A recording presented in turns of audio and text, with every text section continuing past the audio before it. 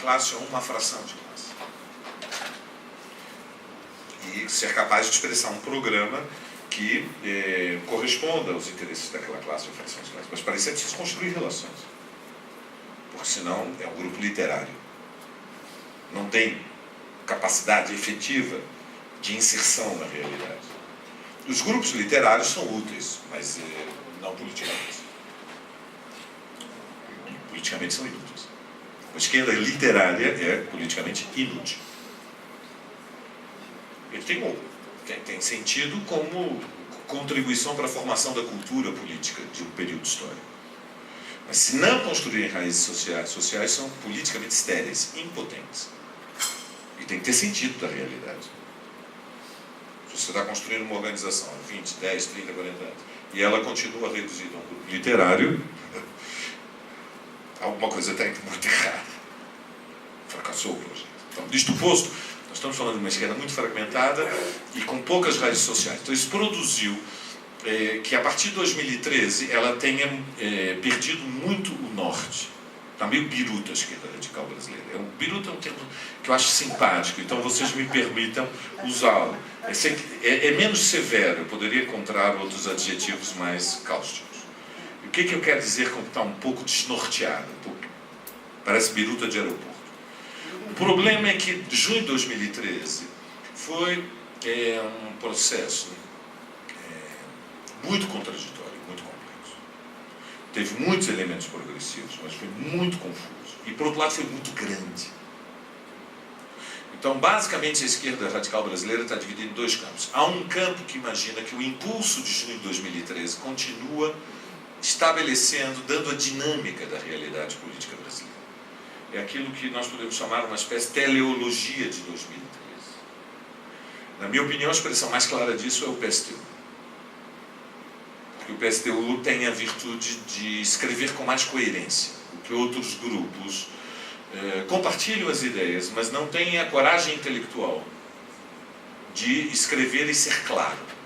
E a virtude do PSTU é que os seus dirigentes são intelectualmente honestos. Dizem o que pensam, escrevem o que pensam. Quando erram muito. Mas está escrito. Entende? Há grupos que são mais intelectualmente dissimulados. Então nunca fica claro exatamente.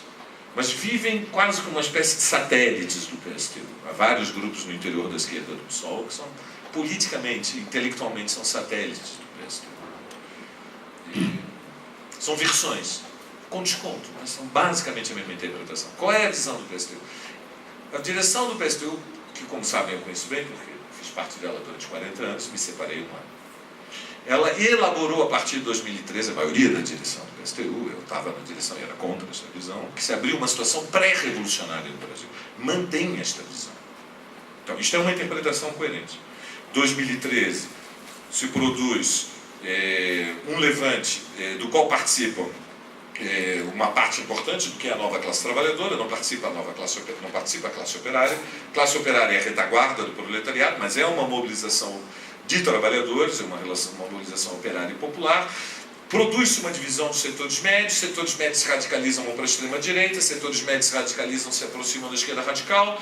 O governo de colaboração de classes do PT perde a sua base social, inicia-se um movimento de ruptura de massas dentro da classe trabalhadora, dentro das fábricas, com o petismo. Isso culmina em 2014 com a derrota do PT nos grandes centros industriais, mas vence com o voto das regiões menos urbanizadas, mais agrárias, socialmente mais atrasadas, culturalmente mais vulneráveis. E esta percepção se mantém depois em 2015, em 2016, do que decorre um programa político, que é o Fora Todos, abaixo governo, greve geral, preparar a luta pelo poder. Do que decorre transformar os comitês de lutas contra as reformas em conselhos populares, que é uma forma um pouco mais concreta de dizer o que o PCB fala, que é poder popular. É a mesma coisa. Certo? Muito bem. Então, isto é uma visão do mundo. Não é uma visão do mundo, é uma visão do Brasil. Eu acho esta visão, que junta PSTU, MES Juntos, CST, LS, enfim, quase toda a esquerda do PSOL, à exceção da insurgência, tem uma outra visão. É o mesmo campo político. Eu acho essa visão completamente errada. Completamente errada. Então, isto tem consequências. As consequências é: o centro do debate político hoje do Brasil é fora Temer, não as reformas, e diante do centro da estratégia política da burguesia, que é costurar uma saída para o fora Temer com uma eleição indireta, nós lavamos as mãos. Isso é uma luta entre a burguesia. Se é direta ou indireta, não nos interessa. Ema, cada um com o seu problema. Nós queremos é derrotar as reformas e preparar as condições para a luta pelo poder. Porque o plano é, seja como for que a burguesia vai resolver a crise, estão absolutamente convencidos que há uma relação social de forças que está intacta, e o plano é derrubar o próximo presidente. E, portanto, isto é uma espécie de argentinaço. Lembram-se da crise, da queda dos 5 presidentes da Argentina? Só que em câmara lenta. É o argentinaço em câmara lenta. Então tem um projeto. Vão cair todos, um atrás dos outros. E, claro. Muito bem. Então, isto é uma visão errada. Eu vou dizer qual é a minha opinião da realidade. Acho que a realidade brasileira é muito mais complicada do que isso. Primeiro, o impulso de junho de 2013 foi grande, mas foi como são estes movimentos acéfalos, e sem programa, sem direção, e sem um delineamento programático que corresponde a um delineamento de classe. Estes movimentos são, ao mesmo tempo que são espontâneos, com a mesma força com que eles irrompem, eles se dissolvem. Junho de 2013 acabou com a morte, para usar uma datação, com a morte do cinegrafista da Band na Central do Brasil. Ali morreu junho de 2013. Não é bem assim, eu estou sendo claro, tentando ser claro. Entendeu? Ali o impulso acabou. Ali inverteu a relação social de força. Ali a burguesia foi para cima de todo o conjunto do povo brasileiro e disse: vocês estão vendo o que significa estas multidões nas ruas? Isto é manipulado por jovens perigosíssimos, mascarados, que são os black blocs, que querem a desordem. Isto acaba com gente morrendo, inocentes morrendo. São delinquentes. Isto é perigoso porque isto é a desordem. E conseguiram deslocar todos os setores médios para a direita. Fortemente. Isso se dá em fevereiro de 2014. Isso prepara... isso muda as relações, a relação social de forças que parecia evoluir numa boa direção a partir de junho de 2013, a partir dali se inverte. Do ponto de vista político, a minha opinião é que nós estamos vivendo desde 2013 uma divisão dentro da burguesia. Uma fração da burguesia chegou à conclusão que se esgotou o modelo, porque a partidocracia brasileira não é que ela somente é corrupta, ela é muito cara e ela é disfuncional, ela não serve, tem que mudar o regime. Há uma fração da classe dominante brasileira que chegou à conclusão que o regime é arcaico demais para o que é o seu domínio de classe no Brasil. Ela não precisa de gente como Cunha, não precisa de gente como o próprio Temer, não precisa de gente como o Aécio. É um material humano desqualificado demais. Há uma fração da classe dominante brasileira que chegou à conclusão que tem que trocar este material humano, porque são bandidos, porque se comportam como bandidos e não aguentam mais isto. E se apoiam num instrumento que é o Ministério Público e a Polícia Federal. Eu não acho que o Ministério Público e a Polícia Federal é a expressão das classes médias, discordo da analogia histórica que foi feita não só pela direção do PSTU, mas pelos liberais, de que é uma expressão das camadas médias, que há uma autonomia da Polícia Federal. A Polícia Federal no Brasil tem autonomia da classe dominante. Alguém acredita realmente que o Ministério de Procuradores tem autonomia da classe dominante? Isso é uma sobrevalorização. As classes médias no Brasil, vamos dizer as coisas como são, camaradas, são raquíticas. Sempre que a situação fica mais séria no Brasil, as classes médias se dividem. É só a classe operária entrar em cena e as classes médias se escondem debaixo da mesa.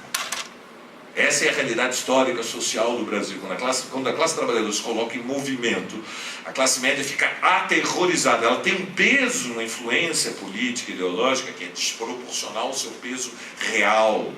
Mas as duas classes que são potências nesse país, são de um lado a burguesia e do outro lado o proletariado. A classe dominante está dividida. O governo, estão todos em crise. O regime não. O regime, ele não está em crise. É um marxismo superficial confundir crise de governo com crise do regime. O regime está fortíssimo. Fortíssimo. O Ministério Público tem apoio de massas no Brasil. Ser procurador hoje no Brasil. O cara chega no supermercado, qual é a sua profissão? Procurador. As pessoas pedem para assinar autógrafo. O regime, a polícia, o Ministério Público está fortíssimo. Tem que ter greve geral, sim. Mas greve geral não substitui um programa, é anarcossindicalismo. Me permita, eu vou ser franco, nós já nos conhecemos há muito tempo. Greve geral é um método, não é um programa. O programa é greve geral para quê? Sim, nós vamos dizer, greve geral para derrubar o governo e para parar com as reformas. Ok, perfeitamente justo. Quem deve governar? Aí não temos opinião. Como não temos opinião? Quem deve governar? E como se chega ao poder? Há duas hipóteses. Se quisermos, há três colocadas. Ou o Congresso elege, ou existem eleições diretas, ou se prepara a insurreição. Tem gente que acha que, quem sabe, dá para preparar a insurreição. Não dá. É uma loucura.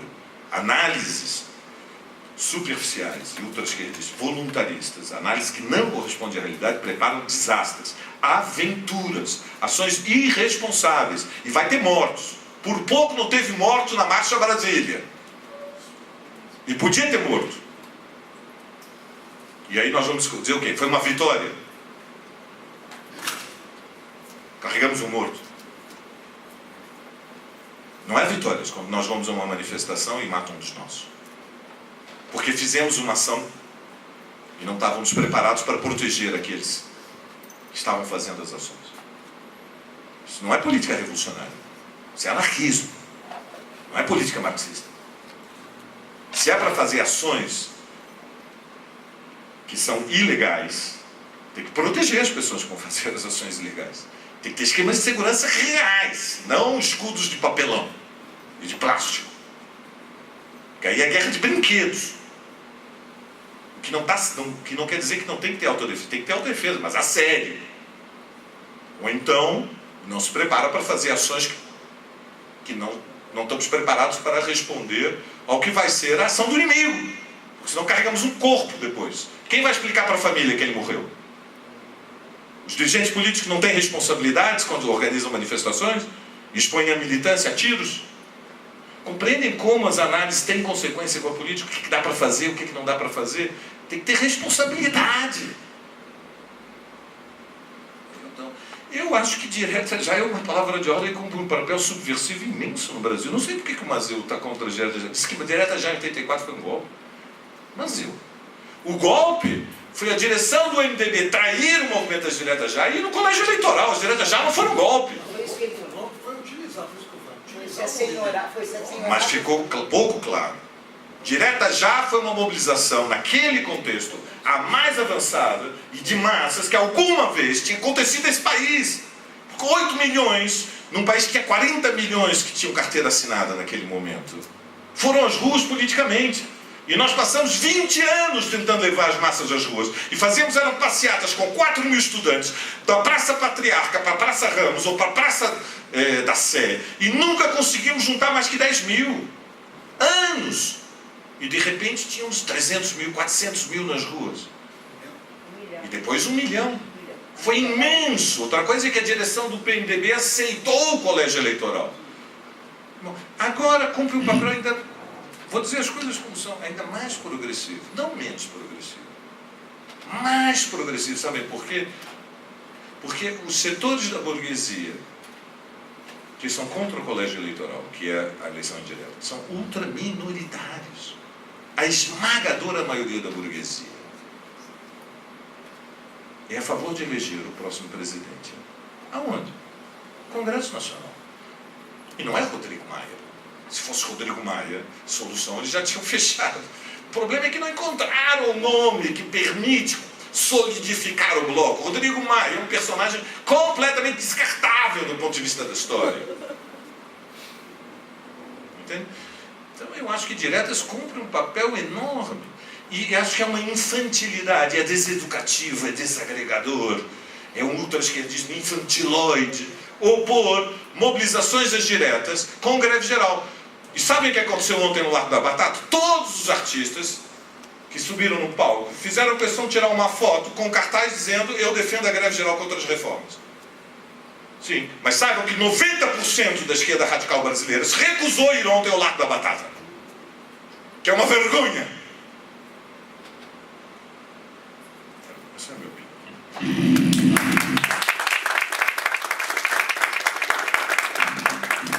Então vamos lá. Antes que eu seja processado pelo direito do consumidor, a resposta dessas perguntas não estão no livro.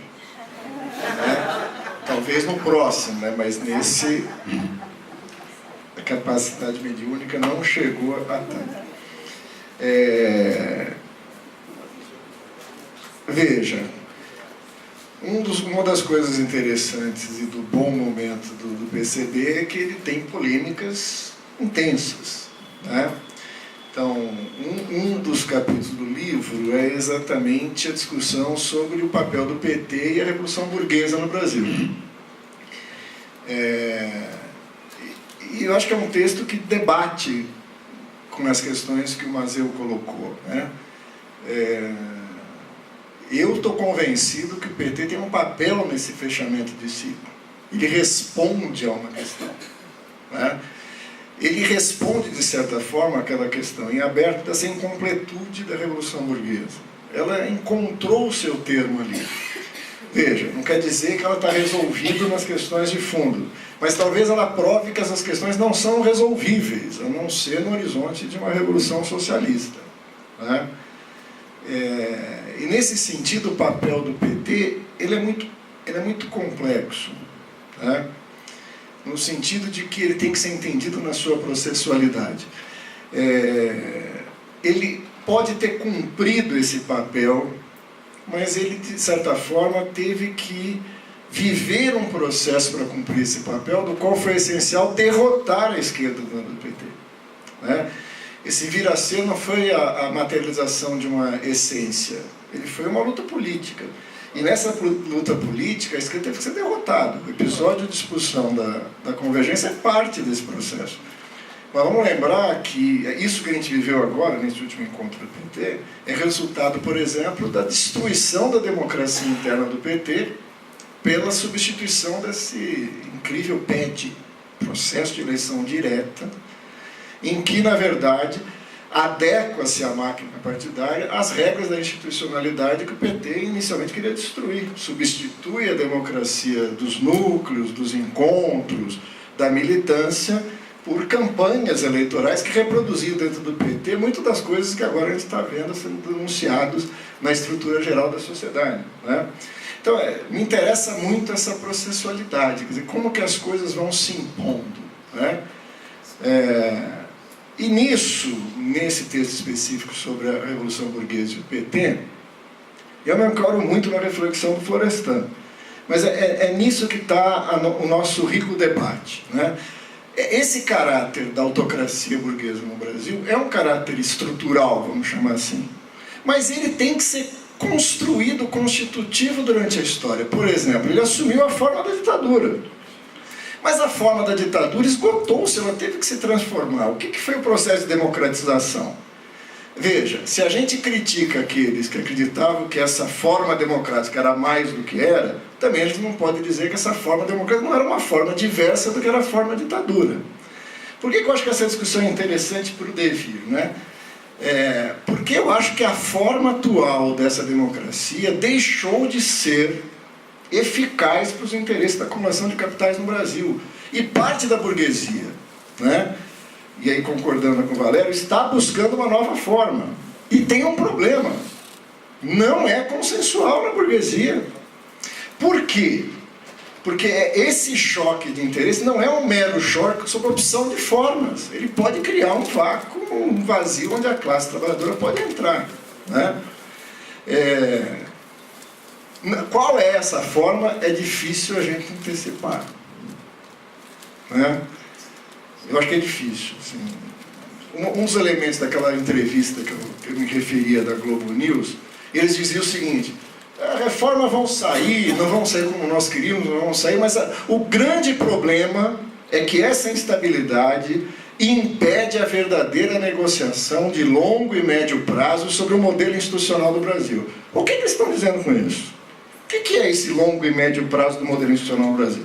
E algumas pistas são interessantes nesse sentido, porque eles falavam o seguinte: é evidente que existe uma maioria que apoia as teses liberais. Mas essa maioria não consegue se expressar no atual jogo institucional. Não há nenhum liberal consequente que tenha a capacidade de ganhar as eleições se elas forem chamadas agora ou em 2018. Olha que interessante. Isso é a burguesia falando. O que eles estão dizendo? A forma democrática, que funcionou bem até agora, não consegue dar conta das necessidades da acumulação de capital para o próximo período. É necessária uma nova forma. Não quero dizer, é extremamente preocupante os contornos dessa forma, se a gente levar em conta essa consideração que eles fizeram. Porque a gente pode estar discutindo aqui como é que a gente vai se posicionar em 2018 e pode não haver 2018. Não é? Essa que é uma questão. Mas não quero fugir muito do que as pessoas perguntaram aqui. Acho que em parte isso responde a parte da pergunta do Pedro. Mas eu quero especificamente dialogar com um elemento da pergunta do Pedro, que é um elemento central para a gente pensar o balanço que vamos fazer. O democrático e popular, afinal de contas, se realizou ou não? Né? Ele é uma estratégia, enquanto proposta, que foi abandonada pelo PT por um pragmatismo evidente, né? Ou ele é algo que se realizou? Essa é uma questão difícil de responder. Porque, primeiro, nós temos que diferenciar o programa democrático popular da estratégia democrática popular. O programa democrático popular foi abandonado, aquele programa antimonopolista, anti-imperialista, anti-latifundiário, esse foi rejeitado por uma questão óbvia, né? A correlação de forças que permite chegar à presidência da República não permite executar o programa democrático popular. Mas veja, abandonar o programa não é abandonar a estratégia. A estratégia tem uma leitura do Brasil, tem uma concepção de Estado, que eu reafirmo, para mim está equivocada, de acreditar que esse acúmulo de forças poderia seguir na sociedade, inclusive seguir por dentro da ocupação de espaços institucionais do Estado. Né? Isso falhou, isso faliu. Né? Então, é uma reapresentação, isso eu defendo lá desde 2004 na minha tese, é uma reapresentação da tese do PCB. Só que, como a gente sabe, a história só se repete como farsa, né? Não é a reapresentação da mesma tese. Mas os elementos essenciais do etapismo estão presentes. Né? O Florestan Fernandes resolve isso de uma maneira muito criativa. Né? O caráter, porque a chave para a autocracia no Florestan, ou seja, a expressão na forma política ser autocrática, se encontra no capitalismo dependente. Né? E capitalismo dependente de Florestan é a compreensão do imperialismo. Portanto, isso se resolve na forma revolucionária socialista. Eu não sei se Florestan leu o suíço. Gross. Não sei, mas ele leu... Pois é, mas ele leu A Revolução Permanente. A chave da Revolução Burguesa no Brasil... O Mário Pedrosa e o Florestan têm essa base, né? Vamos colocar num campo comum. Tem a mensagem do Comitê Central, a Liga dos Comunistas. É uma visão da Revolução em que os momentos dela não se perdem na cristalização dos momentos, mas na sua transformação. Mas a base do Florestan, que ele escreve num texto pequenininho chamado Movimento Socialista e Partidos Políticos, é que o momento da Revolução Burguesa fechou-se, né? Agora tem uma frase do Florestan na Revolução Burguesa do Brasil que eu gosto muito, que ele fala o seguinte: essa é uma questão fácil de detectar e dificílimo de tirar as conclusões necessárias dela. Porque, veja, uma coisa é você chegar à constatação de que essa etapa se fecha, a outra é você tirar as consequências do que realizar como estratégia de transformação do que estamos nas condições do capitalismo dependente, do Estado autocrático, do Estado burguês no Brasil. Isso é dificílimo. É isso que eu acho que são o pano de fundo das nossas questões a serem enfrentadas hoje. Isso coloca a esquerda diante de um dilema difícil. Por quê? Porque nós estamos, se vocês acompanharam, diante de dois dilemas. Um, que significa acertar contas com uma nova estratégia para o período. E outra, de respostas táticas urgentes e necessárias. E veja, nós não podemos optar por fazer primeiro as discussões estratégicas para depois responder taticamente. Aí nós cairíamos no grupo de diletantes em discussão de uma estratégia verdadeiramente correta. Por exemplo, o debate que a Polop faz em 62 é corretíssimo do ponto de vista da correção da estratégia, mas é absolutamente ineficaz para dirigir a luta de classes para aquele período que vai de 62 para 64. Não é? Nós precisamos ter muito cuidado para não ter essa precisão na formulação e descolar da resposta técnica. Não é só a Polop, a LN também. A LN, posteriormente, mas também. Né? Uma visão correta, mas uma... É. Se bem que a LN está muito mais próxima ainda, né, do universo da Revolução Democrática do que a Polop na tendência da Revolução Socialista, que já era afirmada por outros grupos na esquerda brasileira.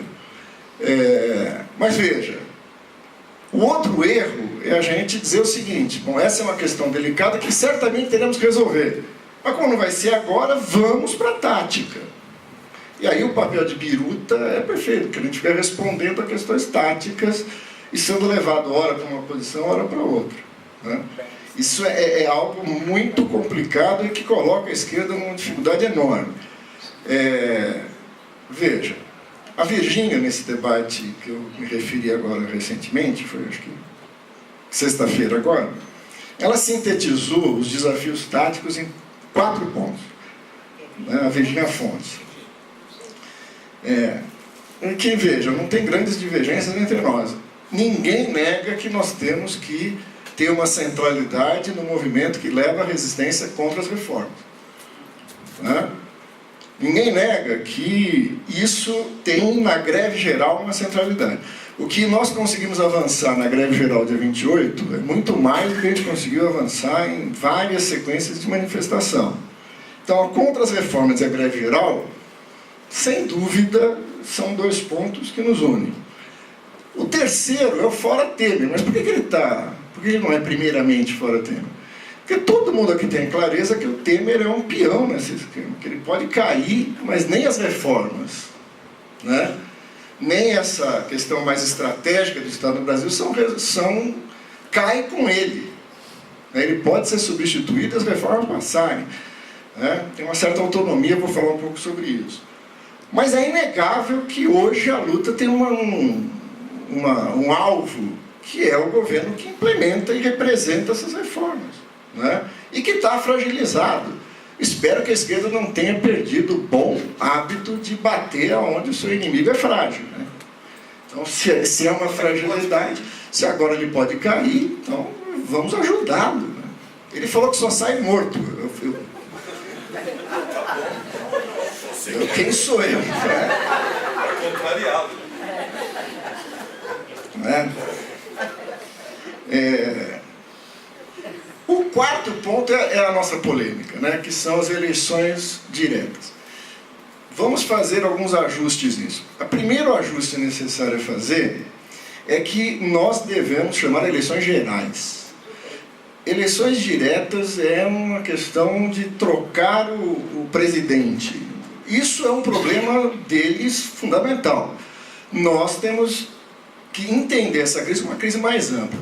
Trocar o presidente sem trocar esse Congresso, e botando mais um dado, sem trocar os governadores, né? Quer dizer, se a gente pegar a crise do Rio de Janeiro, mas ela não é muito diferente do que acontece no estado de São Paulo, parte dos que a gente chama de escândalos a nível do Temer, no âmbito do governo federal são reproduzíveis em grande escala no Alckmin aqui e do metrô, da merenda, então, né? É realmente algo que a gente tem a chance de generalizar esse ataque para eleições gerais. Eu não faço uma guerra santa contra a bandeira de eleições diretas, até porque, como a gente ataca a saída da burguesia por eleições indiretas, ela aparece como quase uma consequência lógica. O nosso dever é alertar para certos problemas. Acho que o que eu vou falar depois talvez esclareça por que da necessidade desse alerta. Nós passamos os últimos anos criticando a forma como se dá as eleições. Para não ser processado pela direita do consumidor, isso tem no livro. Eu tenho um balanço sobre 2013. E adiante, não é um balanço consensual dentro do PCB, mas eu tenho um balanço, e eu acho que 2013 tem uma profundidade muito maior do que a bruma da conjuntura mostra, né?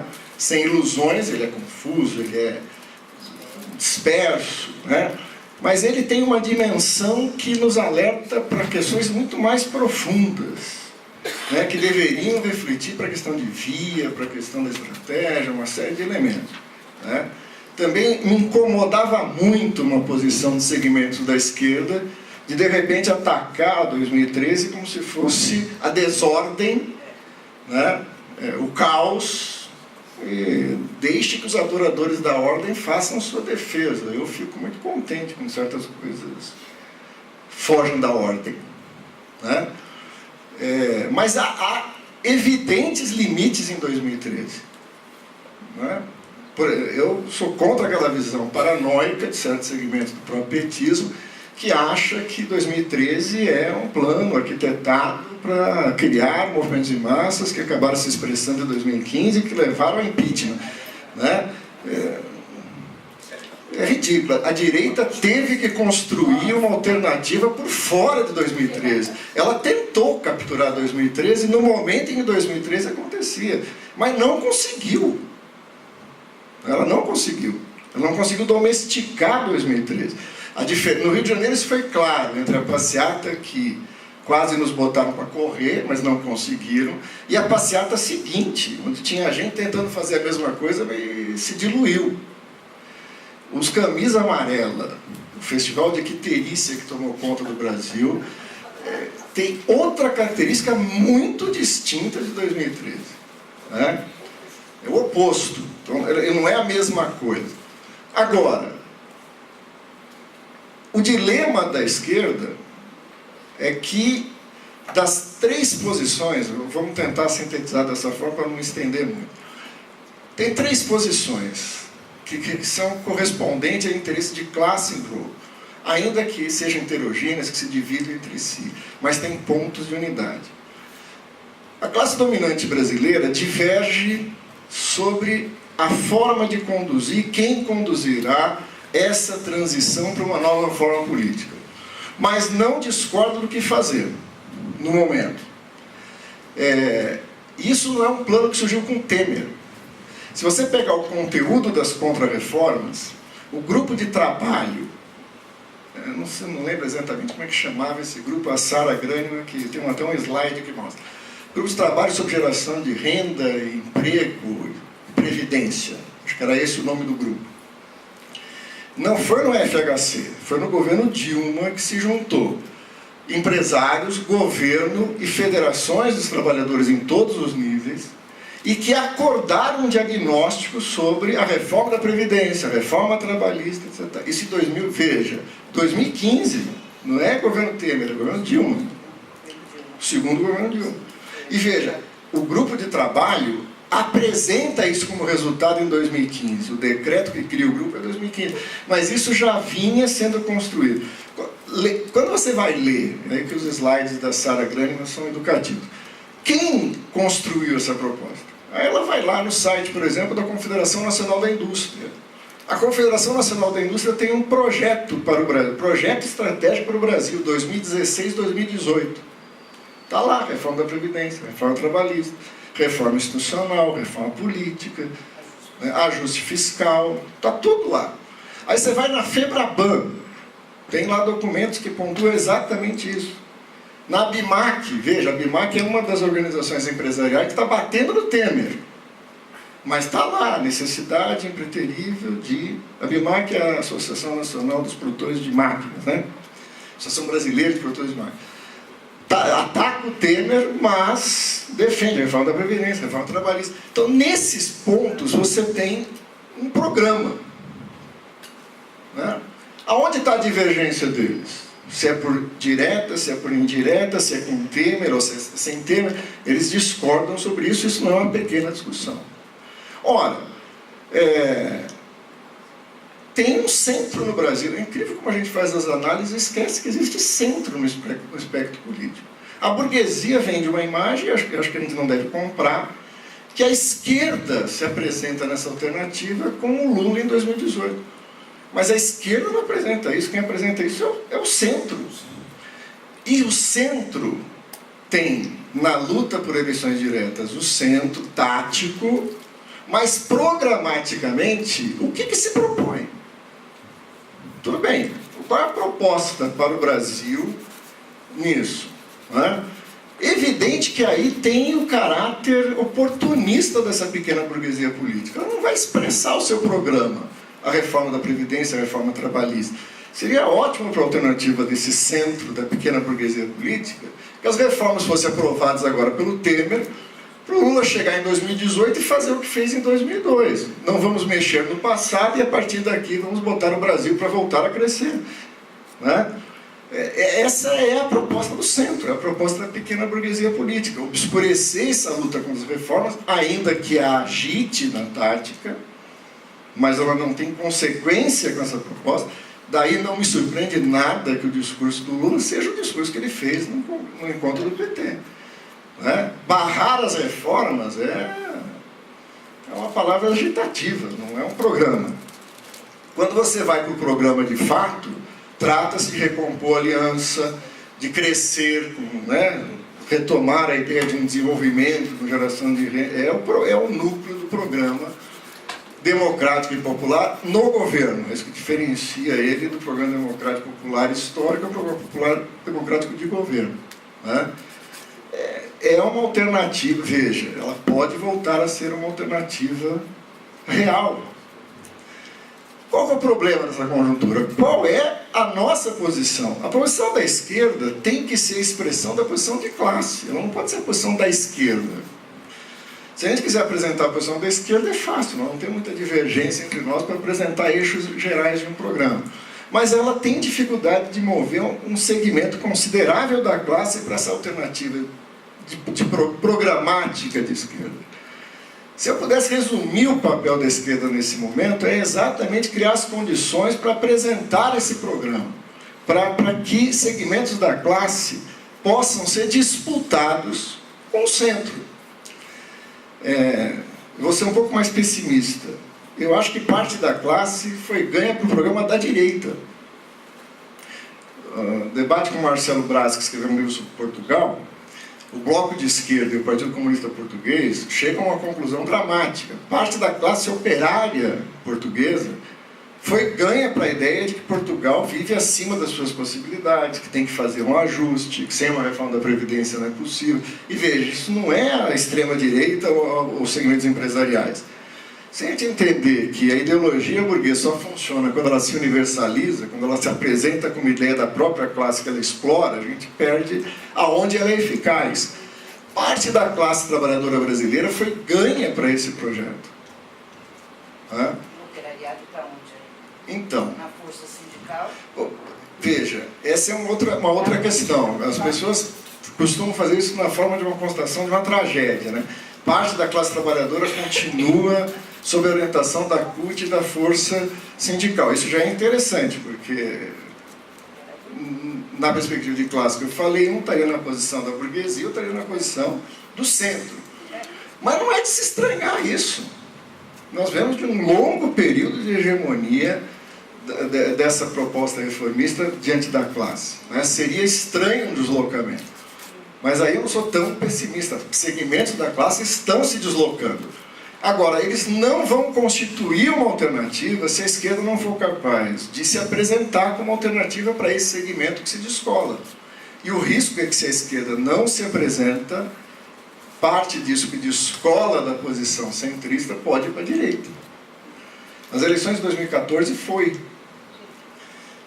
O PT perdeu as eleições no ABC Paulista, mas não perdeu para a gente, não perdeu para a esquerda, perdeu para a direita. Guarulhos, Osasco, São Bernardo, Santo André, né? Perdeu em segmentos operários. Isso não é um fenômeno só brasileiro, né? O Trump se elegeu em grande parte como um trabalhador do meio oeste, né? Assim como segmentos da direita europeia se fundamentam no descontentamento de parte da classe trabalhadora. Então, a responsabilidade nossa enquanto esquerda é se constituir enquanto esse bloco que apresente uma alternativa. E tenha respostas táticas para o momento. Né? Não vamos avançar muito se a gente não enfrentar as contra-reformas. Não vamos avançar muito. Não vamos avançar muito se a gente deixar um espaço vazio para ser ocupado. Nesse sentido, nós estamos num dilema interessante, porque, veja, se a gente vai para a rua, se a gente mantém a radicalidade na greve geral, nós podemos, paradoxalmente, estar jogando água em duas outras estratégias que não são nossas. É estranho isso, veja, não estou dizendo com isso que a gente não deve ir para a rua, que a gente não deve fazer a greve geral. Nós não temos outra alternativa, nós temos que ir para a rua e devemos fazer a greve geral. Agora, se tem um segmento da burguesia que quer melar o jogo e apresentar uma alternativa por cima, o descontrole é uma excelente carta. Fugiu do controle, infelizmente as instituições não dando conta, vamos apresentar uma alternativa para dar conta. Né? Então, o golpe... Então, não é possível nesse momento e não é possível da forma clássica. Mas ele pode apresentar-se de uma outra forma.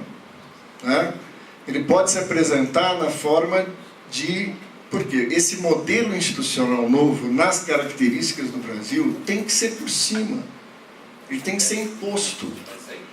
Vai ser imposto pelo Congresso. Eu acho que o papel aí, você lembrou do Ministério Público e da Polícia Federal, eu estenderia até o Judiciário, né? Apresenta o conjunto de instituições que podem operar essa solução pelo alto. Né? É um cenário. Não quer dizer que eu estou achando que isso pode acontecer. Sim. Me estranha, sempre me incomodou essa metralhadora giratória das denúncias. Eu tenho vários amigos chilenos, mas um desses meus amigos chilenos me criou a seguinte imagem que eu acho que é boa. Né? Eles falam que no Chile isso se chama embarrear el chancho. É o seguinte, você está sujo de barro, você vai para a festa, então você leva um porco cheio de barro e solta.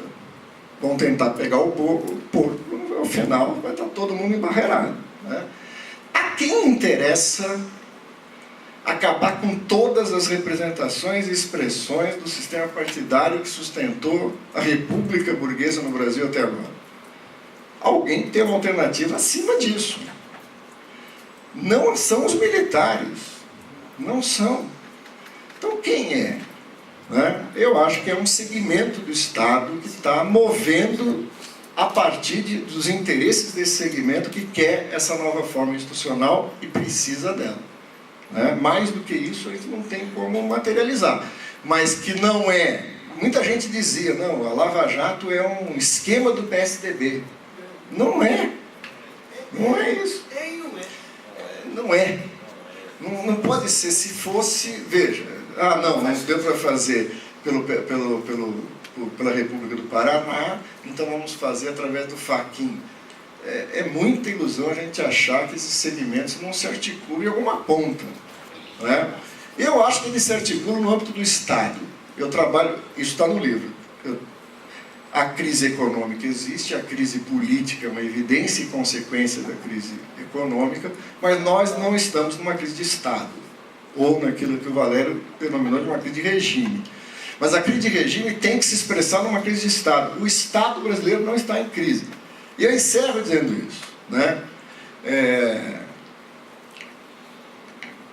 O Gramsci, hoje o Gramsci está nos rondando perigosamente. mas eu utilizei ele como um momento dessa busca de relacionar com um elemento teórico. Nos cadernos do Cárcere, volume 3, o Gramsci está dizendo o seguinte: um dos problemas da estratégia revolucionária é que toda guerra de movimentos tem que virar, toda guerra de posição tem que virar uma guerra de movimentos. Essa é a lei geral da guerra, né? Ninguém luta tomando posições se não quiser ter um assalto final para resolver a guerra. Essa é a lei da guerra civil na União Soviética, essa é a lei da guerra revolucionária. Tem que virar guerra. Tem gente que lê Gramsci dizendo: nunca mais faremos guerras de movimento, porque agora vai ser guerra de posição para sempre. Não leu atentamente. Não leu, não compreendeu. O desafio é transformar a guerra de posição em guerra de movimentos. Para ser direto ao assunto, com avançar da hora. O desafio é como transformar o processo de disputa na sociedade em tomada do poder político, do Estado, né? Mas olha que interessante, é por isso que eu estou citando isso. O Gramsci chama a atenção porque isso é uma enorme dificuldade quando você passa da guerra para a política. Para o proletariado é dificílimo operar essa transição da guerra de posição para a guerra de movimentos. Mas aí que vem a questão. Para o proletariado, para a burguesia, não. E ele chama isso de ardites. Ardite era o destacamento do exército italiano, que era, vamos chamar, quem é especialista aqui no... Não, são as tropas de assalto. Ardite seria isso, né, mas as tropas de assalto. Ele fala: o arditismo não funciona. Né? Então, se a classe trabalhadora achar que a qualquer momento pode chamar a classe para atacar o Estado e tomá-la, não conhece como é que a classe trabalhadora funciona e não vai chegar na janela e falar: classe, agora é hora de tomar o poder. Né?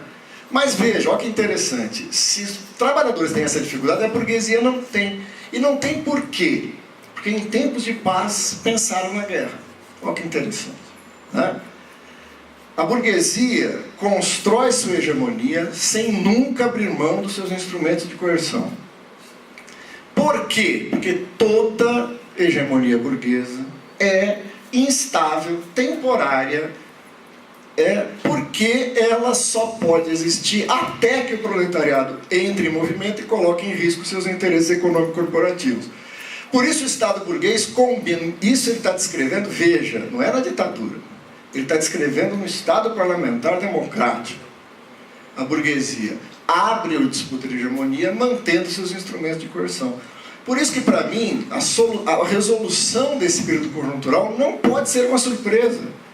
Por que a burguesia não pode mais continuar no jogo da democracia de cooptação que tão bem lhe serviu nas últimas décadas?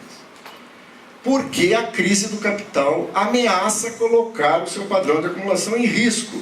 A burguesia reage não pelo proletariado que está agora e que se move agora, mas pelo que ele pode vir a ser diante do desenvolvimento da crise. Por isso que é genial a solução do Florestan para isso, é uma contra-revolução preventiva. Agora, essa contra-revolução preventiva não é um acidente numa estrada pavimentada e tranquila que é a democracia. É uma regra do Estado burguês. A nossa estratégia tem que contar com isso.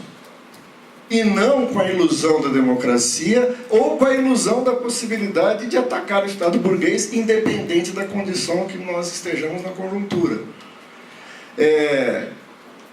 antes eles dão um golpe. Pois é. E usa a nossa ação como solução para desfechar esse golpe bonapartista. Esse é o risco da nossa conjuntura. E aí passa da autocracia burguesa institucionalizada, que é essa, para a autocracia bonapartista explícita. E aí que vem o limite de 2013. Veja, Lenin e Trotsky têm dois textos geniais sobre 1905. O do Lenin, se não me engano, é Ensinamentos sobre a Insurreição de Moscou, e o do Trotsky é A Arte da Insurreição. Veja, 1905 mostra o caminho, mas o que muita gente esquece é que não realiza o caminho. 1905 foi uma derrota. 1905 permite preparar outubro, novembro de 1917. Mas a insurreição de 17 é preparada.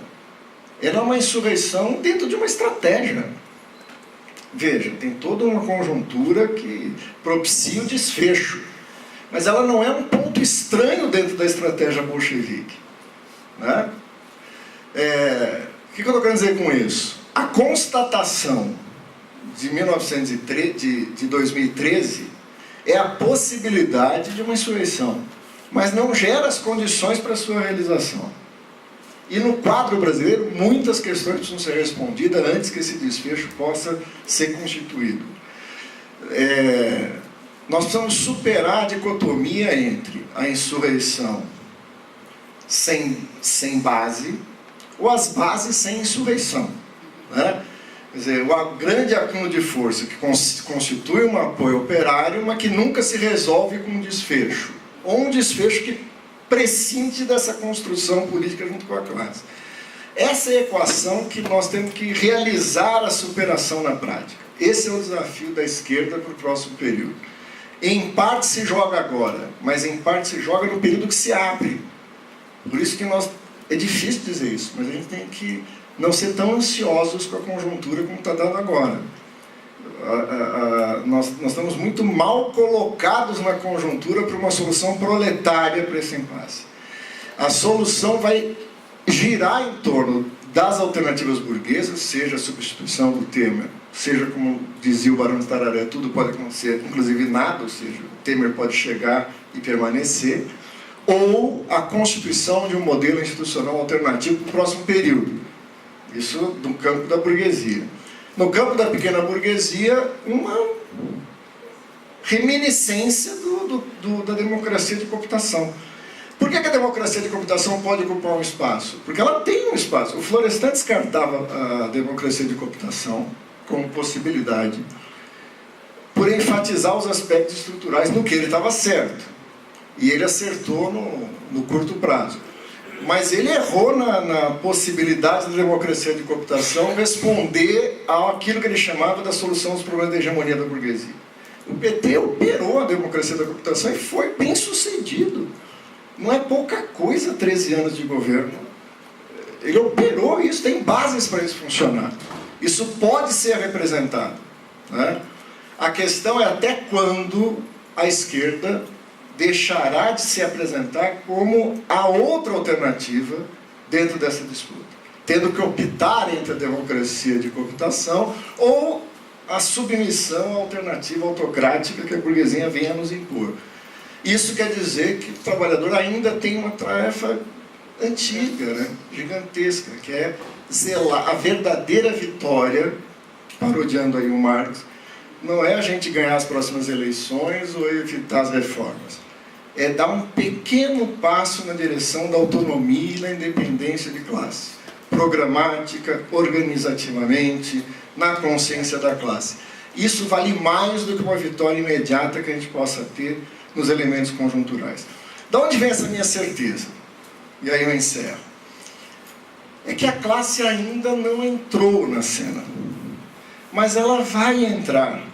É uma espécie de fé, é um milenarismo de esquerda, né? São João Batista vai voltar e a classe um dia vai... Não, é porque ainda não inventaram um modo de produção capitalista sem classe trabalhadora. Ainda não inventaram uma extração de trabalho sem proletariado. O Marx tinha uma imagem muito pouco elogiosa dessa classe. A gente acha que o Marx passava a mão na cabeça da classe trabalhadora e achava que ela era um sujeito transcendente e tal. Não, o Marx tinha muita noção do que era essa classe. É uma classe que agia, fustigava seu inimigo, levantava-se nos seus próprios pés e criava atos heróicos para depois desaparecer solenemente ou servir de base para alternativas contra ela. Tanto é que o Marx a identifica com um animalzinho muito pouco elogiável. A topeira. Né? A velha topeira. Veja, topeira é um negócio feio pra cacete. Procurem no Google que vocês vão ver. É cega. Certo? Quando sai, costuma ficar cega. Mas ela tem a metáfora é ótima. A classe emerge e depois submete-se, fica muito tempo sem dar notícia. Mas mesmo quando você não a vê, ela continua lá trabalhando. Eu encerro com um poeminha, essa nossa velha topeira. Veja que essa metáfora continua servindo nos dias de hoje. Né? O poema chama Velha Arte das Topeiras. Uma vez e outra vez o mundo rodou mudo, e nem se aperceberam os pássaros, os homens duros sem esperança, mas os cegos nas praças pressentiram. As árvores secas balançaram, as ruas solitárias, as pedras abandonadas tremeram. Uma vez e outra vez a terra tremeu inerte, aprofundou rachaduras, abalou alicerces, corroeu um pouco mais as estruturas, germinaram cismas. Uma vez e outra vez, são os mortos que fazem as apostas que os vivos desconhecem. Sob a terra, milhões de passos, exércitos, hordas, maltas, corroem pacientemente o chão que sustenta, por enquanto, os poderosos.